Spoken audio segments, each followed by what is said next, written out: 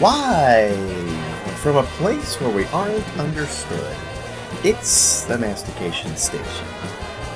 With your host, who rarely knows what's going on, Tony J Lemmon. And he knows what's going on, but he keeps it to himself, the studio ed Lee Daly. Our guest tonight, all the way from O'Day Road, the boys from the Veterans Memorial. And from Jennifer's Harbor, biscuits and gravy enthusiast, Deb King. Our sponsor tonight, Gibbs Camel Hair Tongue Lozengers, expands on contact. And our musical guest, all the way from Lozengers, Finland, Bjorn Again.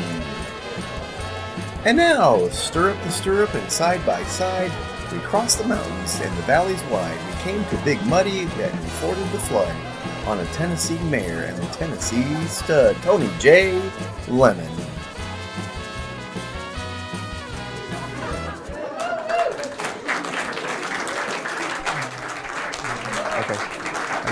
Am I talking for a little bit? Yeah, talk Do I get a minute? So I'd like to take this time before Tony gets here, wakes up from his nap, to thank our audience. Here we are in Cucaracha, Mexico. And I did talk with several of you during the break, and I know you do understand English, so there's really no need for an interpreter. But just, really trying to laugh at Tony's jokes and things that he says, because he's desperate for attention. And we'd really appreciate it that you participate in the conversations. And here he is. Wait a minute. Hang on a second. Is this? Yeah, that's it. Is this it? Yeah, you're on. Wait, we're live. We're hot. Wait, we're on now? We're on right now. Wait a minute. Hang on a second.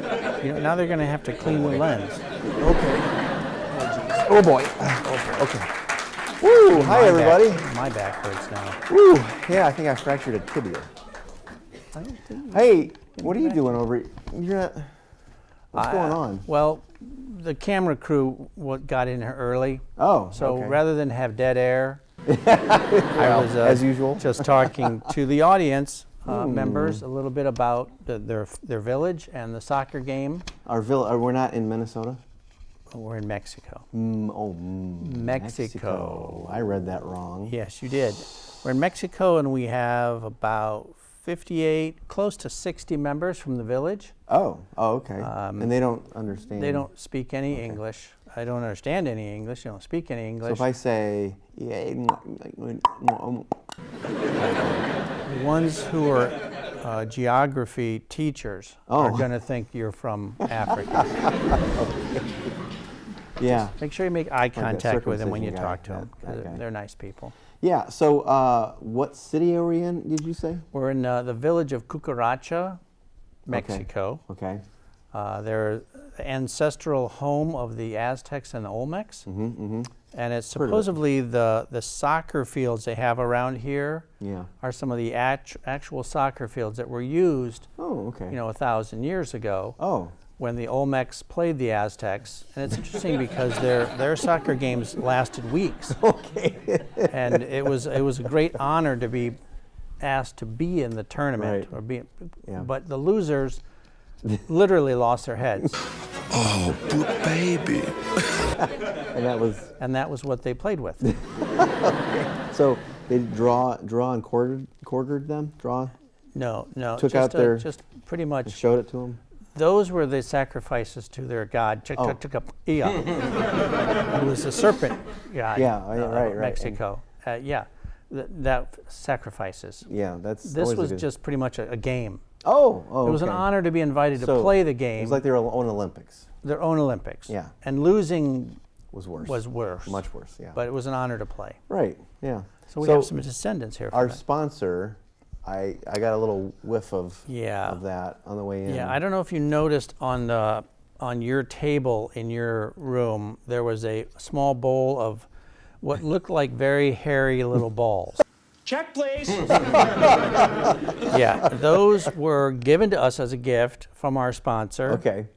Gibbs Camel Hair Throat Lozengers. So they're a ball shape, not a disc shape. Well, ball disc. Okay, yeah. so I guess if they get wet, they puff up. But you're to take one if you have a sore throat or a habitual cough, And according to El Gibb, one is all you need to cure you of that problem, or get stuck in your throat forever, and you're done.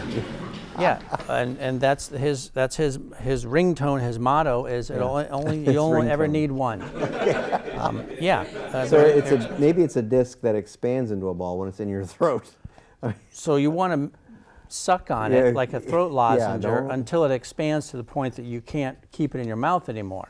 Then you spit it out, or swallow it, I guess. Yeah, I didn't take one. The camel hair thing kind of. I think all 7 of them are still in the dish. Yeah, I think so. I think we can probably leave that in our hotel room. Right. For the next guy. For the next lucky person. Yeah, it's pretty nasty. All right, well, we have some guests tonight. We do. And we have Deb King. Deb King from Jennifer's Harbor. I'm going to ask her. Boat sales? That's a boat sales or something like that. I'm not sure. Motorboats. Yeah, and then we have 2 gentlemen from the Veterans Memorial on O'Day Road in Fort Wayne. And they're going to be here, Eric and Tom, I think. Tim. Now, are they veterans of? Is the memorial covering all wars America has participated in? We're going to find that out. Because there's a lot. Yeah. And there's a lot of little wars that most people don't know about. And there's the War Memorial Coliseum. That's not related at all. That's not even closely related. Somebody helped build it or something. Anyway, so Eric and Jim are going to be here. Talk about memorial. So I'll talk about that, and we'll find out about that. So we'll be Looking forward to it. Yeah, we'll be right back. Don't you have a joke? I don't. You have no joke? Honestly, it's in my other tights. So that's too much information. It's a good thing these people cannot understand. They can't understand a thing. So anyway, we'll be right back after this, and don't go away, please. Look forward to the guests. Don't hang up. Don't hang up. Okay, bye. Don't leave. How do I? I'm leaving. Well, I'm already leaving. Okay, good. Wrap it. Okay, let's go to the end. Bag it. We'll swap. Sure. Now the show's over. Swapping. Yeah.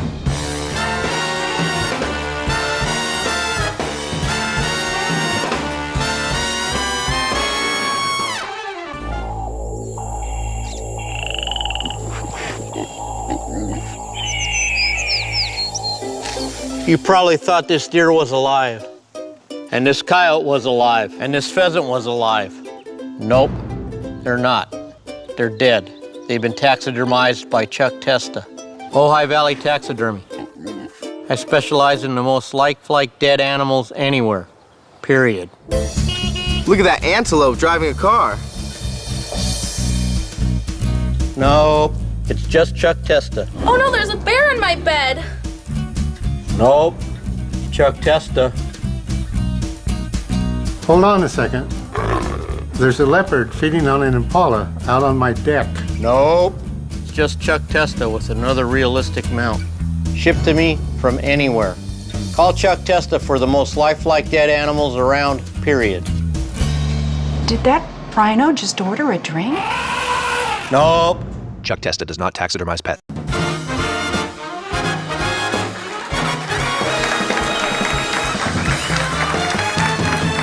All right, hey everybody, welcome back to Mastication Station. Here is Lee telling you where we are and who our sponsor is and how many in the audience, because I just got it from a little nap, so I'm ready to go, but I have no idea where we are. Once again, yeah. Well, last time we were in northern Finland. Oh, okay. It was very cold.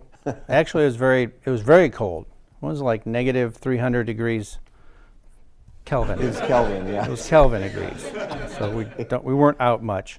Yeah. So now, Tony, we are south of the border. Okay. We're in a little town called Cucaracha, Mexico. Oh, okay. Which is actually the ancestral home for the Aztecs and the Olmecs. Oh. There's your history lesson. Oh, I like that. Yeah, Olmecs? yeah. Olmecs. Oh, okay. They were down there too. They were all hanging out together, playing soccer with each other's heads. The population of the village is 36,008. Okay. And we are proud to have 58 members in our audience. Oh, okay. Thank you, everybody. Now, the only downside is that they all speak Spanish, and we don't speak Spanish. Not a lip.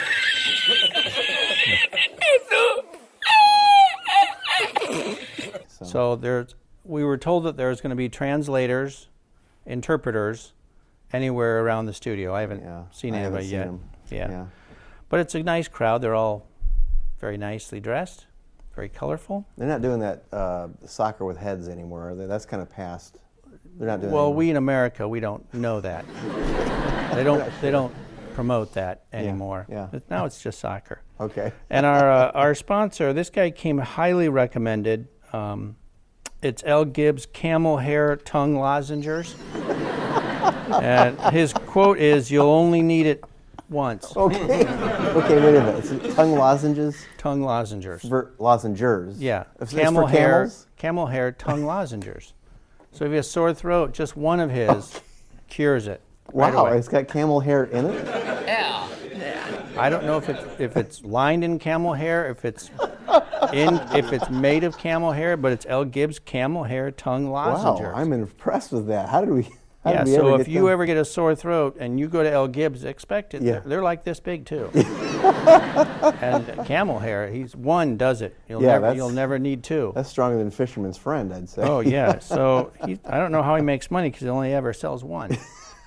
But they must be pretty expensive. I don't know. Maybe you get coupons for the next one or something. Yeah. So good luck on the ad department on that one. Yeah. Well, that was wonderful. We have Eric Johnson here, and we have Jim T. You just said Jim T. So Jim T. from the Veterans Memorial on O'Day Road. So if you know where O'Day Road is, way up in Fort Wayne or over in Fort Wayne. It's up and over. Then you know where that is. So audience, please welcome our guest here. Right here. You're going to have to do the clapping. So I'll do it. Yeah. So, how long has this place been open, the Veterans Memorial? Well, the Veteran Memorial started back in the early 50s. Oh, okay. There was a World War I veteran. His name was Eric Scott, and him and his wife Cleo, they were from Chicago. Okay. And he was a World War I vet. And he was fighting in the Battle of Marne in 1917 over in France in a foxhole with a bunch of blood and guts and everything happening in his foxhole. And he looked up to the Lord and he said, "Lord, if you get me out of this, I'll make sure no veteran will ever be forgotten." Really? Wow. So they moved to Fort Wayne, bought 40 acres out on O'Day Road, had a 2-story farmhouse, and the farmhouse unfortunately burnt down. Oh. So being the ingenious guy that he was a mason originally. He worked on the Coliseum when Hagerman's built the Memorial Coliseum. He was a brick mason. Okay. So he built a garage, and they lived in the garage until he could finish building the museum, the original museum. It's all cement block. And then when they were done, they built an apartment in the front, and him and his wife lived in the apartment. And they used to have reunions out there and invite all the guys from his units all over the country. Wow. His first board of directors, I think there were like 26 guys from around the country. Wow, really? And they had a great time. They'd come to Fort Wayne and party. And Eric Scott, his mission was that no veteran would ever be forgotten. And we try to carry on that same mantra today with the memorials and the new museum and the different monuments that we have built and the ones that we're going to build in the future. So you have a monument for how many wars are represented? Oh, I would say when you look at them all, we have a World War II monument that's being finished right now. We've contracted with a donor on a World War I monument for next year. We've got the Korean monument. We've got the Vietnam Wall and a monument. We've got Afghanistan. We're just starting we just finished a fundraising drive for Iraq, OEF and OIF, which is Operation Enduring Freedom, Operation Iraqi Freedom, and then Desert Storm, Desert Shield. So with the Civil War and the Revolutionary War, we've got them about all covered, but we continue to have people that want to remember their loved ones, and they'll buy a bench and have their name on it. Legacy bricks, they'll put legacy bricks out at the monuments.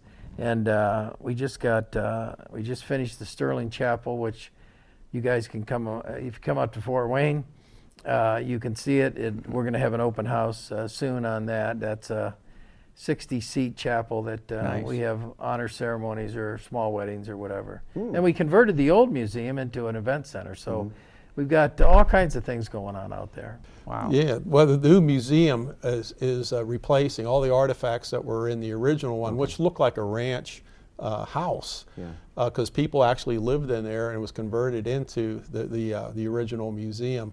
all the artifacts and everything moved out of there and then moved into this wonderful facility. It's the Paul Wolf Museum that replaced and updated the old museum. But this beautiful museum, the signage, the artifacts, display cases, it is top notch. Yeah. And it's broken down into different regions of what wars that Eric was talking about before. So and you have around the corner too this big, it's like a carriage or something that was in each state. Is that right? You know what I'm talking about? Mercy boxcar. Tell them about the Mercy boxcar. Yeah, the Mercy boxcar. Mercy meaning like thank you, merci, from France. Okay, what happened was after World War II ended, the France and Italy were really devastated. All the buildings, food supplies, getting anything delivered was completely wiped out, and people were starving. So the United States, and this was a non-government project, put dry goods together in every state and put it on what they called the Freedom Train. And they put all the items in that the states would donate. It went to New York to be shipped over to Europe, and then it was donated to France and Italy.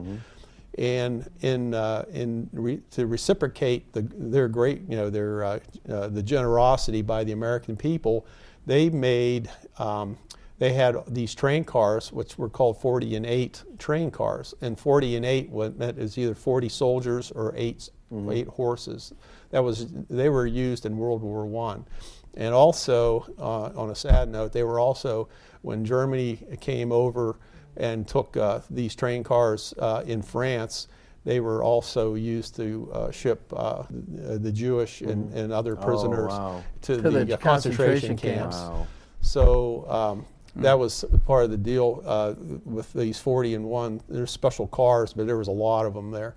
So what France did was they shipped a train car full of gifts from the people of France, and it could have been, toys, statues, paintings, champagne, chocolates, perfume. Yeah, you just name it. They stuffed these train cars, and they were presented to each state. Wow. And there wasn't all 50 states were even at that point. Right. This is 1949. 49 is when they delivered these, and so. One was shared by Washington, D.C. and Hawaii. I'm not sure exactly how they ended worked up that in out. Hawaii, I think. Yeah, but every state had one of these train cars, and Indianapolis had one, and one was delivered to Indianapolis for the state of Indiana.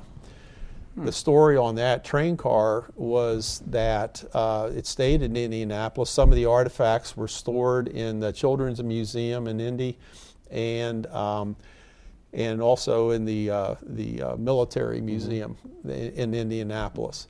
They then wanted to share these items with another city, and it came to Fort Wayne. So they shipped the actual train car to Fort Wayne. It was in one of our parks there.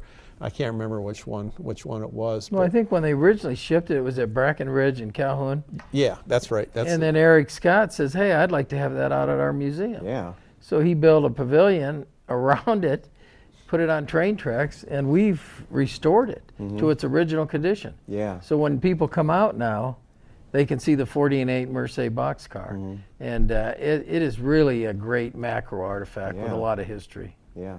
There's just so much history that people don't know about. Right. Yeah.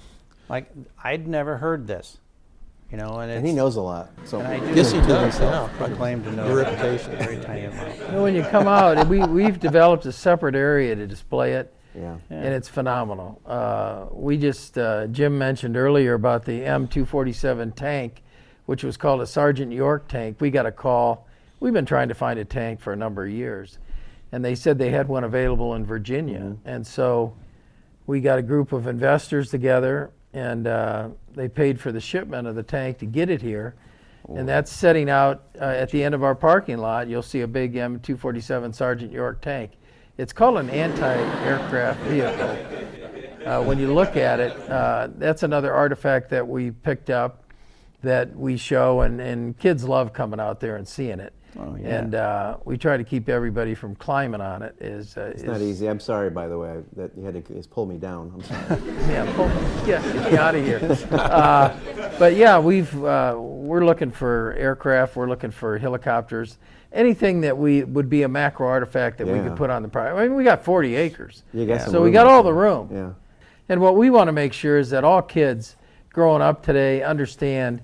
You know, Vietnam was a page and a half in a history book. I mean, that's a 20-year war, right. And it's like they don't hear the real story. They come out, they go to the Vietnam Wall. We're able to talk about the names on the wall, what it means, and how they're set up, and how these guys gave their lives for your freedoms you enjoy every day. And it's a healing wall. I mean, we see people from all over the country that'll come and they'll look for their brother or look for their uncle or look for their dad who's on the wall. They'll do a tracing, and it's very emotional. And I think that's part of our mantra: make sure no veteran is forgotten, but also help the people that come out there to understand this is what really happened. This is real. These 58,000 names on this wall, that was no picnic over there, guys. And it's when you look at the history of war, it's just terrible losses, just generations of people that have been lost. So, yeah, I can tell from a history teacher standpoint,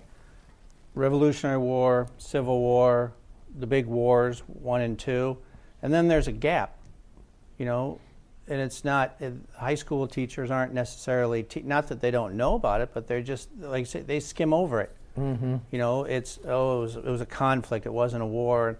It's not being taught the way that we go into teaching in depth the Civil War and the Revolutionary War, and I think that's part of the problem too.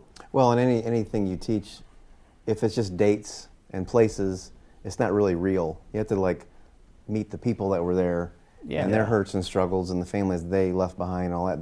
That makes it more real to the kids too, when you're learning about it. Yeah, good point. Yeah, you have this is the brick thing. Tell us how you can get a replica or a brick that you mentioned earlier.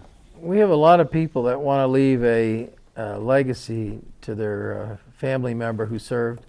And so we call them legacy bricks, and you can buy a brick, either a 4x8 brick or an 8x8 brick. And if you go out to the shrine, when you come up to Fort Wayne, look at the front of the chapel. It has 230 bricks on the front of the building. Wow.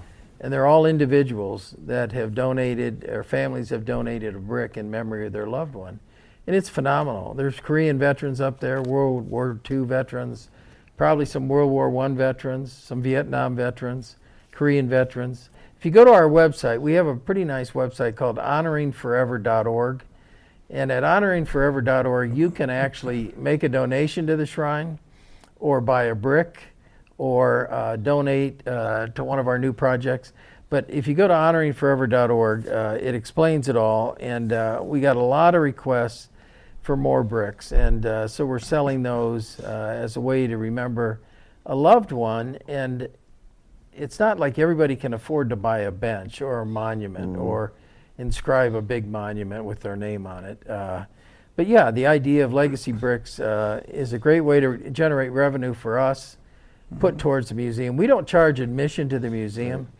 It's open Monday, Thursday, Saturday, and Sunday from 11 to 4. The rest of the time, the property's open 24/7. And the wall is open. Some people would rather come after hours and view the wall. And it's a very respectful place, very quiet. There's a lot of solitude out there. And if somebody wants to remember a loved one, there's not a lot of traffic going by and people running past you and everything. It's just really a nice, solemn atmosphere to where you can reflect on your loved ones. And they play taps every night at 9, is that right?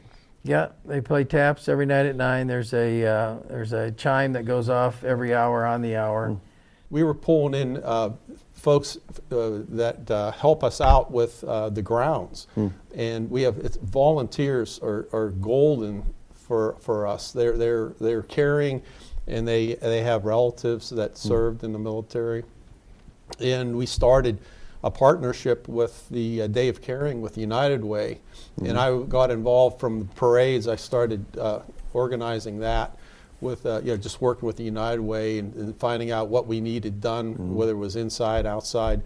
and the outpour of people wanting to help companies, it just was outstanding. We've had BAE, Fort Wayne Metals, Beloit Regal, and the tin caps came the tin caps too, right? Oh, and they bring everybody, the players, the coaches, and the front office. They come out and work for a day. Star Financial. Star Financial's been a good partner of ours.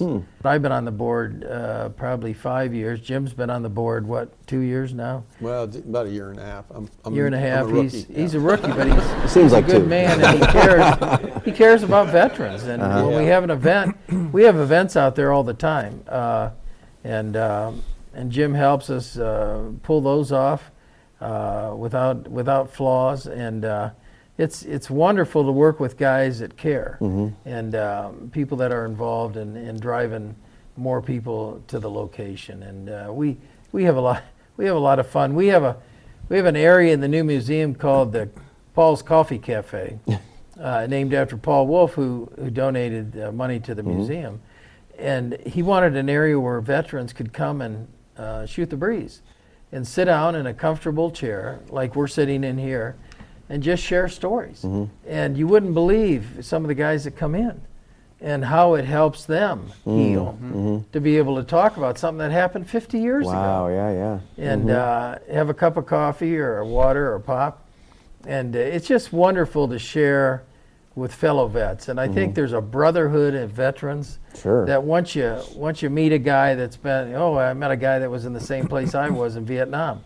And we'll sit there and talk and share stories, and it's kind of cool. And I think guys should never feel like you're a stranger when you come out to the shrine. I mean, it's one of those things where you're gonna run into somebody that's gonna share their story and take you around the museum or take you out to one of the monuments and share that with you. And they feel very comfortable coming out there and bring their family and bring their kids, because we love kids. And we're working on now. Our last board meeting, Jim and I we're talking about doing a kids corner, that having a play area where the kids can have something to do when their parents are doing the museum. So we're constantly trying to figure out ways to continually bring people in, and the experience that they have is a positive one, and they'll come back. So right there on my desk, everybody, right below me, there's the website right there. See it? Right there on the desk. So go there, and you can go to that website to find out how to donate, how to volunteer, all that's there. HonoringForever.org. Yeah, every veteran owns a piece of that property. That's the way we look at it. So come out, and this belongs to you, all the veterans. Yeah. It's all good. Yeah. Well, thank you for coming. We have a little challenge for you. You think you can? We're always up for a challenge. Nobody can leave without a challenge. We got to have. Okay, I just hope it'll be beneficial. No, it won't. It won't be beneficial, but it'll be fun. Well, that's okay. There is a plate. Memorable. There's a plate, and pick a Sharpie. Return to paper plates, Jim. There you go. Okay. And they're freshly cleaned. We just used them last night. So Can we keep the Sharpie? you can. No. One end of it. No. So The budget. Think about the budget. So we're going to draw something on our heads like this. Okay. Lee is going to describe a scene in about 40 seconds or so, or less maybe. Yeah. And we're going to try to draw that scene on top of our heads without looking at it. Okay. And then we'll put them down here and see whose is the worst. Okay. It's a challenge. Is there a prize for the worst? It's only a game. Why you have to be mad? Okay. Okay, we're going to start off with twin mountain peaks. Okay. Got it. Okay. Twin mountain peaks. Twin mountain peaks. Okay. Now between the twin mountain peaks is a river that flows into a lake. Okay. Got it. Okay. Now on the side of the lake is a cabin. Oh shoot, okay, cabin. There's a dock going into the lake. Okay.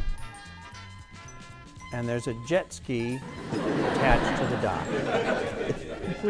How am I going to draw a jet ski? It's probably going to look like a dog. Or like a little boat. Yeah. And there's your scene. That's it. Okay. Now who gets the postcard? And who gets the med unit? That's the scene, Jim. Wow. Okay, so He's got a hot air coming off the mountains. That's pretty close. That's good, Jim. It's Second coming in one. closer. We're coming in hot here. We're almost there. We're coming in hot. We're coming in hot. I see the peaks. Yeah. He's Right. got the peaks down. I'll Yeah. edit some of Twin that. Peaks. Twin Peaks. There we go. Twin Peaks. There we go. Shady. There. Okay. Not bad. Second. Cabin. I see the cabin. I see the jet ski. I think the little black thing there is the jet ski. Jet ski. Yeah, Yeah. that Oh looks yeah. just like them. Definitely. Definitely. Woo. I can see it. I can see it, Jimmy. Like a couple of teepees. Yeah. I got the teepees. You got the lake and the river. The lake below. The cabin is. next to the lake. Oh. Yours is more pointillism, so And the dock, and then way down at the bottom of of the the dock bay. is the jet ski, I guess. Nice. Yeah. That's at least a B plus. Drawn on your head. It's not easy. No. Okay. It's So not easy. which camera? And Tony, I have no idea what you drew. It's a Halloween mask. It looks like Sonny Terry. There you go. I'm Head going to drawing. have to say, Wow. it's a close competition. That's from I awful mean, to it gets worst. like from 98 to about a Right there, that's the top 75 right to there. about a 12. Awful. Okay. I'm going to have to go with the Mine looks like a souffle. first plate. First plate. First plate is the winner because So the Jim Twin is the Peaks All right, Jimmy. are pronounced the Twin Peaks. Pronounced Twin pronounced. Peaks. Very pronounced. There you go. All I right. didn't think it was possible. I never won anything ever. Yeah, and you can keep that. You for, could probably put let's those in your this the museum next for one. psych patients. You guys are lucky. Thank you very much. Well, everybody, audience of how many? 58. 58 people. Would you please welcome Eric and Jim here from the Veterans Memorial on O'Day Road. The website's there, and go visit that place, even up in Fort Wayne. That's a long drive, but it's worth It's it. a long drive. It's worth it. All right, I'll be back after this. Everybody, thanks. Thanks, guys. Thank you. Thanks a lot.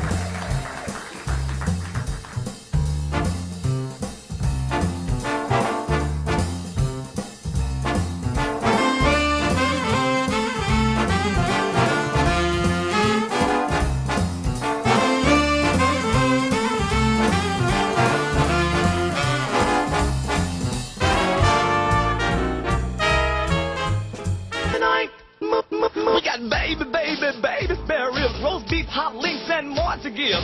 Cube steaks, hot dogs, real tips, ooh, pork chops, chicken wings, and chicken wings too. Give me a wave if you like catfish. Jump up if it's your favorite dish. Tommy likes ribs and chicken wings. If you like you, let me hear you scream. Wave for catfish. Scream for ribs.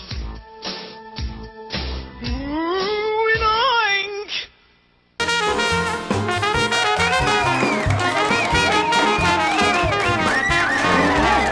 All right, hey everybody, welcome back from that commercial mastication station. Here we are again. Lee is here to tell you, because I did get a little nap after the last guest. Now I'm ready to go for the next. ready to So go. I don't remember where we are or how many in the audience and all that stuff. Well, you might, if you look at the audience, you'll see an indicative sign that they're all dressed alike. Oh, okay. They're very colorful. They have sombreros, the men do. We are south of the border. Yes. Tony. What border? South of the American United southwest States border Okay, gotcha. to Mexico. We're in the small town village of Cucaracha, Mexico. Okay. Population 39,008. Okay. And we currently have 49 people in our audience. Nine people got up and left. Supposedly they couldn't understand anything. Okay, well, So yeah. I don't know if our translators are not showed up I don't know. or what's going on, but we lost 9. But we have 49 faithful. That's They didn't good. try the sponsor, did they? No. Because that's The theory is, I asked one of them when they got up and leave, they said they were going to a heads-up soccer game. Oh. Which is interesting because where we're at is actually the ancestral home of the Aztecs and the Olmecs. Yeah, okay. Who Yeah. played soccer a lot with their opponents' heads. Yeah. So that's where they said they're going. And our sponsor is a very unique gentleman, very unique product. I had the opportunity to nearly sample some of his product. Nearly sample the product. I didn't have a sore throat. It's Gibbs Camel hair tongue lozengers. And the idea, the catch line is you'll only ever need one. Yeah, ever. Ever. So if you have a really sore throat, you can go to Gibbs, Camel hair throat lozengers. They're about this big. Yeah. And they're covered with hair. But according to him and his 6 clients, it's the remedy for sore throats. Yeah. Done, gone. You only need one. Wow. Well, in that instance, Deb King is here. Deb King from Jennifer's Harbor. And when I saw that you were going to be here, I didn't know if Jennifer's Harbor was a boat company. Is that for... It was really hard parking tonight, but I was able to manage Oh, good. that. Yeah. So I think I might be confused. So what is Jennifer's Harbor? So Jennifer's Harbor, we are a faith-based nonprofit that works with survivors and family members of domestic and sexual violence. Okay. Okay, so your clientele that you work with, where, I guess, how would I ask this? I mean, what's the major, problem that is causing this to happen in the clientele that you're seeing? Does that make sense? Yeah, it does. It's really interesting. When I first founded Jennifer's Harbor, I assumed that I would be working with a lot of women who didn't know Jesus. And I was like, oh, I'm going to get to evangelize and be a part of helping lead them. But God had different plans. And so about 97 to 98% of our clientele are actually from the church. Wow. Yeah, it's a silent epidemic within the church, domestic and sexual violence. And I have a significant past of that myself. And as I healed more and more, I just felt like God was calling us into helping others. How do you start? I mean, what do you do? I mean, when you talk to them, do you just have to get to know them for a long time and partner with them? How do you go through that? Yeah. So a lot of times we have different referrals from a lot of different resources. Churches refer a lot to us now. We also get 211 and different things like that. A lot of our clients, since we've been around long enough, are referring as well. But you have to build relationships, right? And build trust. Because if you think about what's going on with them, I usually start by sharing my story. When they come, and that seems to really help them because they're like, this lady gets me, and she probably can basically answer the questions herself and knows what I'm going to say. And so usually that opens up a door to trust at a much quicker level. But yeah, it takes some time because we do work with so many women within the church. A lot of times there's a lot of church hurt that we have to work through before we can get them to feel comfortable and trust Jesus enough to trust him to work on their core pain. So inside the church, outside the church, there's not a whole lot of difference. Yeah. Statistics are exactly the same. Wow. It's 1 in 4 women nationally as far as domestic violence, but in Allen County it's 1 in 3. So yeah, and the same thing with sexual, and the same with me. If you think about even I know you know my story, but I had that happen to me at a very young age, but I didn't start to work through my trauma until I was an adult. And that's what happens. So women are struggling, and they want to be healed, and it's kind of like a silent epidemic that's not being talked about in the churches. So what kind of services do you offer to your clientele? Yeah, so currently right now we offer what we call one-on-ones, which you would consider more like regular counseling and or life coaching. We bring women together with similar core pain, and we'll work in a group, more like you would think like a support group or something like that. We also want to change the statistics because they're really staggering with the children. If they're raised in like a home of a family that's has domestic violence in it, 1 in 2 boys will become abusers. Okay, yeah. And about 75% of girls will go into abusive relationships. And that's, that just breaks my heart. And so we really felt like God was calling us to work with families as well. So we brought together, we have a program we call The Cove that we work with moms and kiddos on Thursday nights at Fellowship Missionary Church. And we start out with a family meal. We're trying to reframe mealtime to make them help moms to understand the importance of what can happen in mealtime. And then we'll break mom and kiddos into their age-appropriate groups, and we do what we call complementary teaching for the night. So if we're working with mom on anger and helping her to work through anger, we're going to work with the kiddos in anger as well, and we'll start off with a Bible story or something to bring that in, and then maybe start working on their emotions and that kind of stuff. So then mom and kiddo can come together, they'll have a key verse for the week, and hopefully they can continue to have that conversation on how to heal together as a family. So how long have you How long have you been doing this? Yeah, we started originally in 2017. Okay. And we were actually under a church at that moment. So we were just considered like an official ministry under that church. But then we just continued to grow. And so we started our own nonprofit in 2020. The cool part about it was even in 2017, none of us that were on the leadership team were from the same church. Oh, okay. Yeah, That's we good. different denominations and everything like that, which is real, and that's how it still is at Sure. Jennifer's Harbor, which I think is really important, you know, to be able to reach everybody. So where did the name Jennifer's Harbor come from? Yeah, that's a great question. Thank you. Okay. So I'm probably don't going to let get him made ask fun anything. of for Just me. answering this, Okay. but it's okay if you do. I met Jennifer originally. I was working and doing Celebrate Recovery, Okay. and I was a leader in that. I met Jennifer at Celebrate Recovery, and I was not a big fan of Jennifer. Oh, No, really? no, not at all when I first met her. How rude.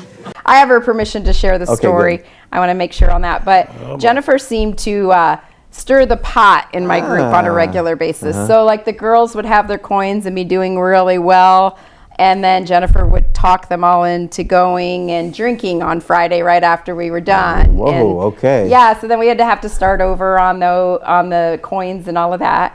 And so I just, and this sounds sad, but it's just the truth. I was like, man, God, if she leaves, we could do more work. But what I didn't understand is God was teaching me.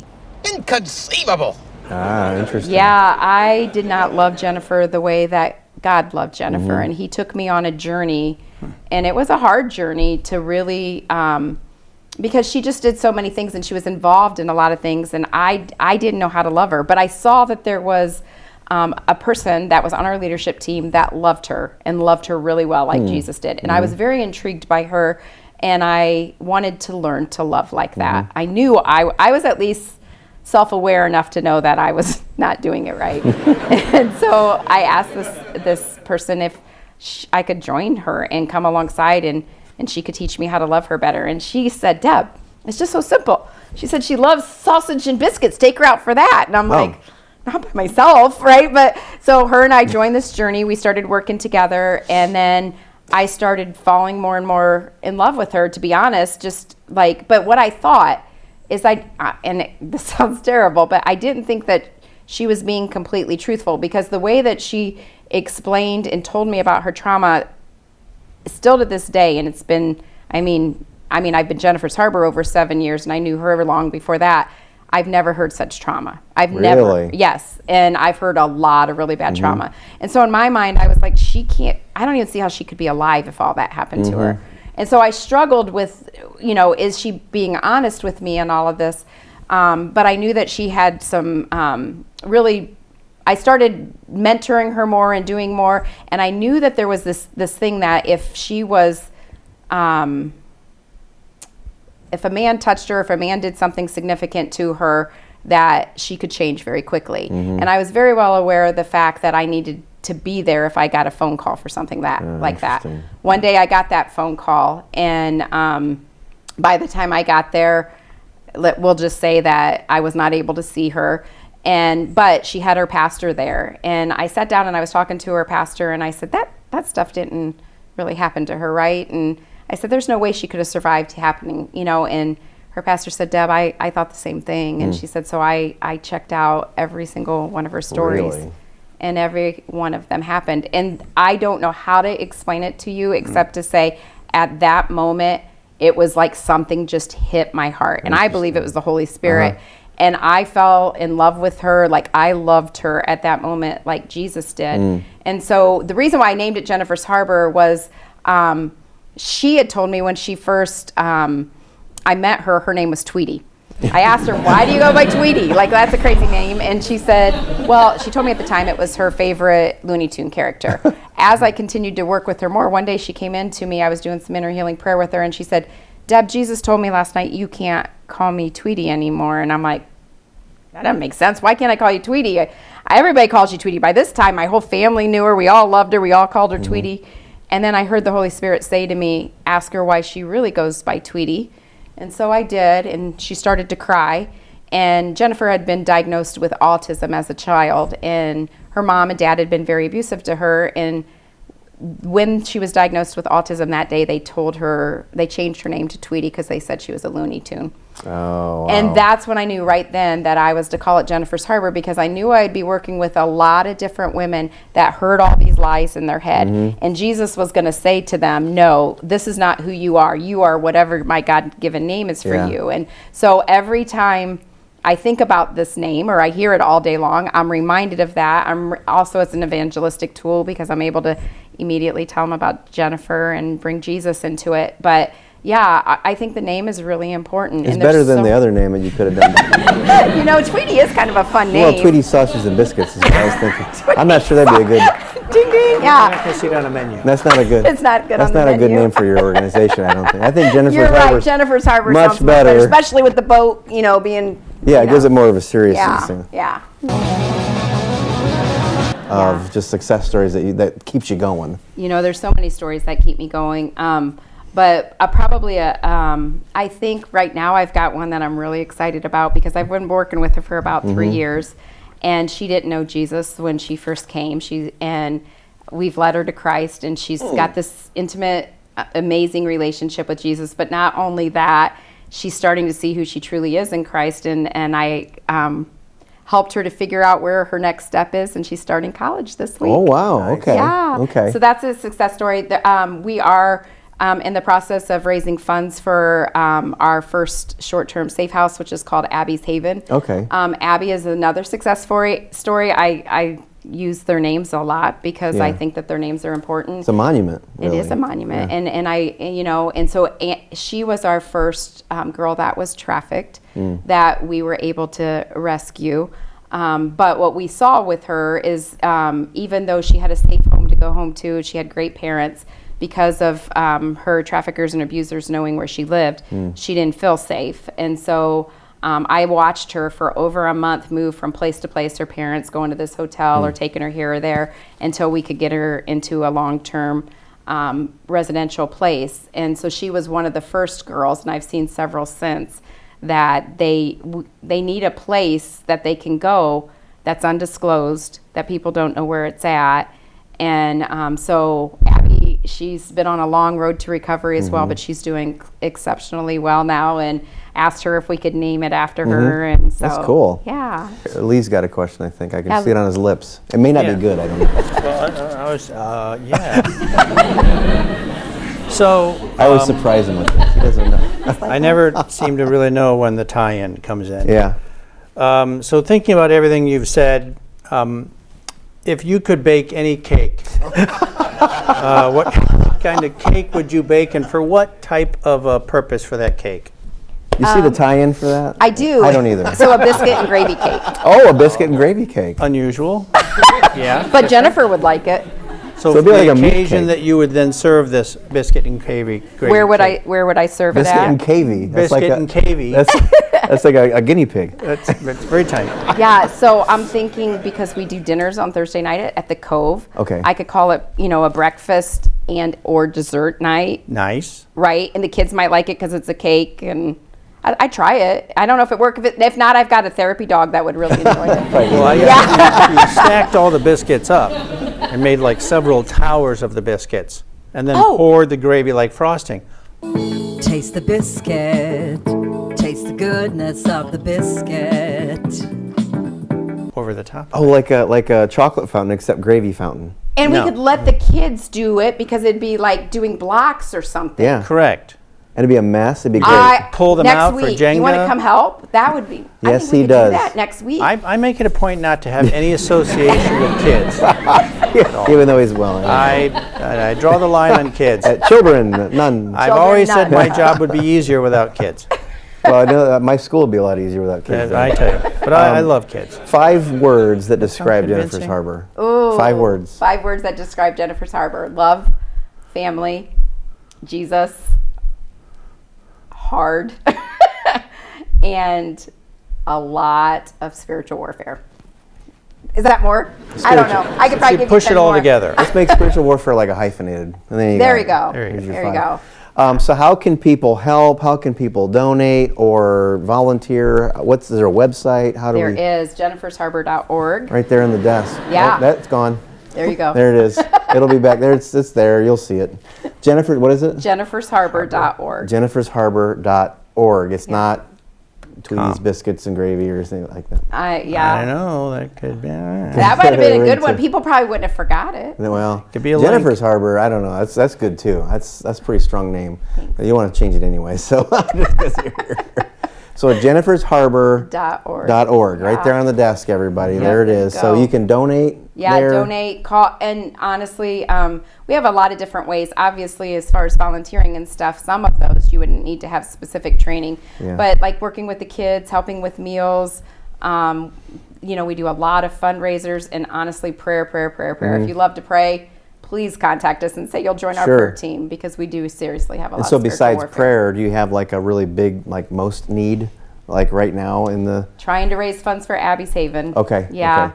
It's $170,000 we're trying to raise Really? in order to start Abby's Haven. Yeah. Okay. So Tony, you could donate your salary. Exactly. I could donate your salary. I don't have a salary. Well, sure you do. Do you have a house you could donate? Yeah, he does. His house. I'm moving in, pal. This is our home office. So, are you okay with a little challenge? Absolutely. I love challenges. Okay, we're going to try this. I have plates here, and I have Sharpies. So there's a plate. Doesn't matter what end you use, the top or the bottom, doesn't matter. Here's some Sharpies. They're sharp, be careful. Okay. And what we're going to do is, there's your plate. Okay. We just used it last night. It's clean though, don't worry about it. Okay. No, you don't see anything. No biscuits and gravy. Yeah, it doesn't matter if it's this side. Oh, well, that is used. Oh, whoops. Okay, never mind. You weren't supposed to look at the bottom. There you go. That one's okay. So either on this side or this side, doesn't matter. Okay. We're gonna put it, and he didn't let this cheat. I was saying you can cheat if you're gonna draw it here, but it's got to be up here. I'm sorry. Oh, bummer. Okay. And it I might draw better there. Though. Doesn't matter which side. Okay. He's gonna describe a scene. Okay. And we're gonna have to draw this scene, but up here we can't see what we're drawing, and then we're gonna show our drawings and see whose is worse. By what? Show of hands? By? Am I picking the worst, or is the audience picking the worst or the best? Is it show of rolling heads? With the other guests, we picked the best. Okay, let's pick the best. That's fine. Which was terrible, but it was the best. You know, you have a lot to live up to. Okay, here we go. So this scene is a perspective scene. Okay. So in the background, you have a two-turret castle. A castle. A castle. Two-turret Two-turret. castle in the background. Can you say turret on TV? We just did. I don't need. Okay. Okay, I got a castle for the most part. Background. I Okay. did just see a castle in Mexico recently. Oh. So. Well, we are in Mexico. I know. That's what I'm saying. From here, yours looks great. So in front of the castle, you have a carriage being drawn by two horses. Okay, carriage. Carriage being drawn by two horses. Wheel. This is terrible. Oh Horsey. my goodness.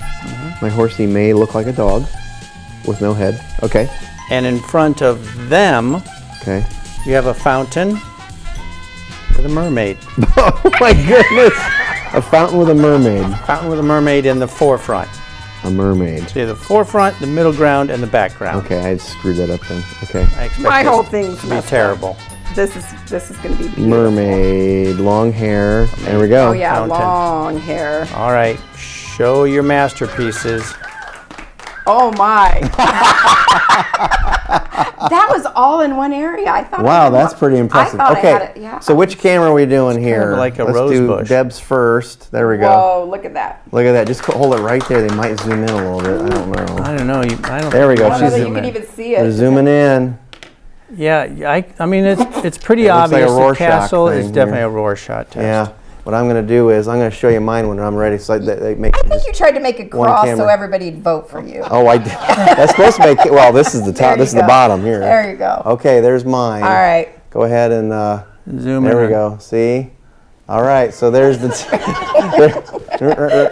there we go. There's as much our as two. I hate to, but the audience they're really happy with what Tony did. Oh.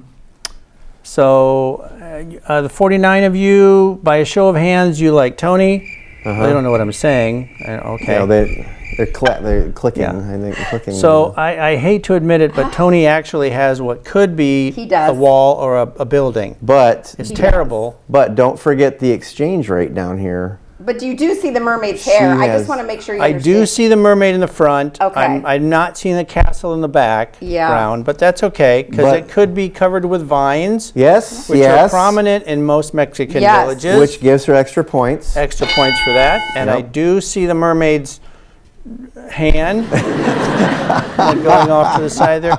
So I'm going to have to give it to our guest. Yeah. Yes, we have a winner over here. Chicken dinner. Yes, we got it. All right, well, go to jennifersharbor.org. jennifersharbor.org right there. And donate time, prayer, money, whatever you have, whatever Lee has. Lots of money. I don't have any money. And we'll be right back after this, everybody. Thanks for coming, everybody. Time. You did it. Yay. Was it fun? Yes, it was Good. fun. Good. Yeah, I thought it was something. Well, we were going to do...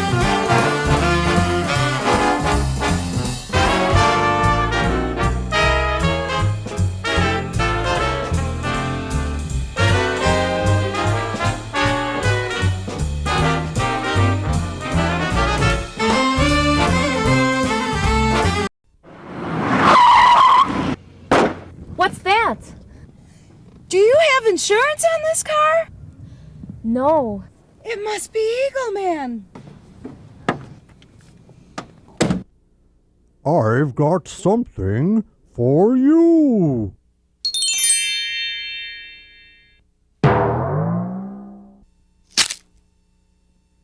Oh, look at those low rates.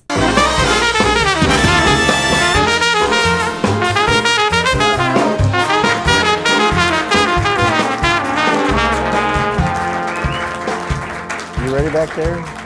Yeah. We're already running. Hey, that was a great show. Hi, welcome back. Well, I don't think they understand. Yeah, no, well, we lost some of them. Yeah. They're having a heads-up soccer game. There was No one pun guy in the intended. corner that got a hold of one of the lozenge things. Yeah.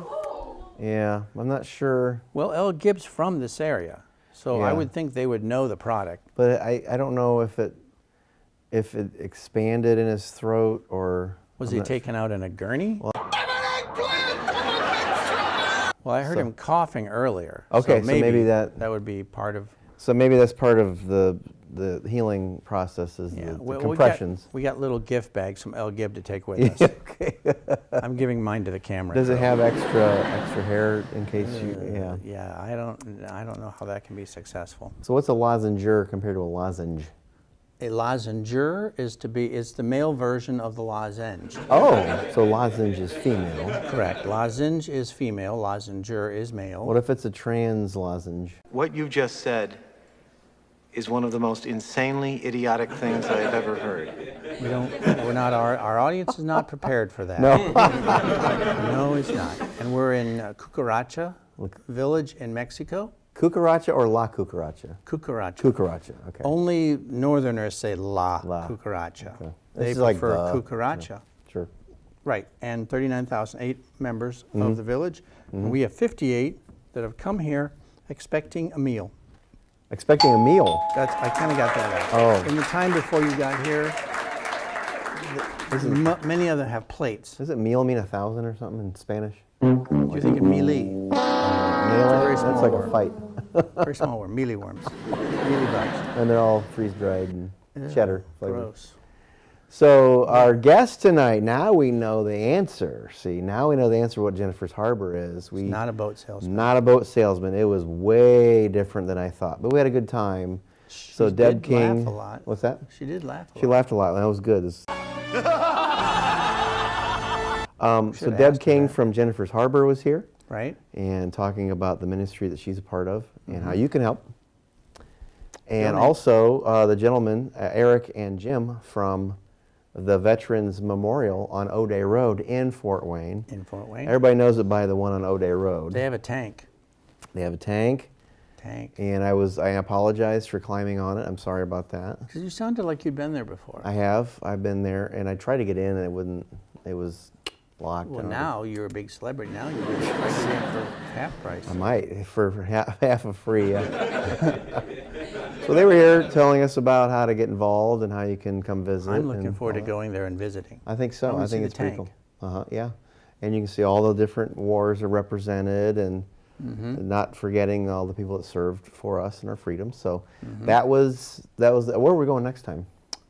Well, we were in Finland, and now we're in Mexico. I think Australia. Australia. Yeah. I'll like Or Australia. New Zealand. As you know, that's where they filmed Lord of the Rings. Is it? We could pick up some stuff.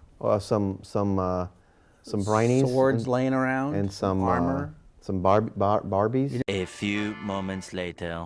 Our email is right here on the desk. I ain't even going to ask. There's going to be lots of emails. You got email. Veterans email. You have the Harbor email. Oh, and ours. And ours. Mastication. There it is. Mastication Station at yahoo.com. Mastication Station at yahoo.com for any quips, humorous vignettes, stories, recipe swaps, or cartoons. Cartoons like Tweety Bird. Ooh, yeah. Sylvester. Sylvester the cat. I say foghorn. I say foghorn leghorn. I say boy. I say boy. I say boy. And that's kind of something kind of about a kid who not play baseball. I use that at school. I say boy. I say boy. You got to sit down. If you say I say, that helps. I say. Yeah. All right. So where are we gonna be next time? I forget already. Australia. Or New Zealand. Or New Zealand. They're next to each other. We'll have to make sure we get there and brush up on our Australian accent. And I want to flush the toilet because I want to watch the water go the other way. You would. And it's going to be November, Christmas December. Ish. So it's going to be summer. Christmas in New Zealand. It's going to be summer. Summer in New Zealand. Yeah, because it's opposite, you see. That's a myth. That's a myth. All right, well, we'll be back next time. If you miss us, I'm sorry, but we will see you. All that stuff. I'm doing it for the toilet, too.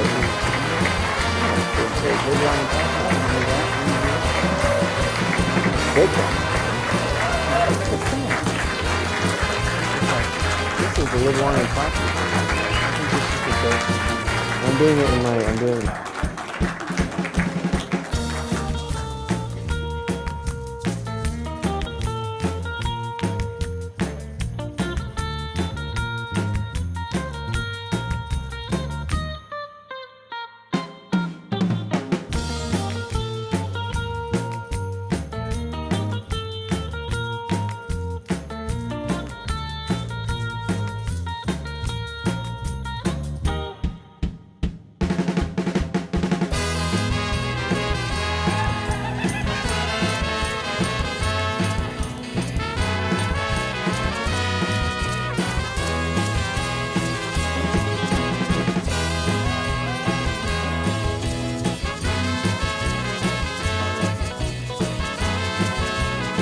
closer. We're coming in hot here. We're almost there. We're coming in hot. We're coming in hot. I see the peaks.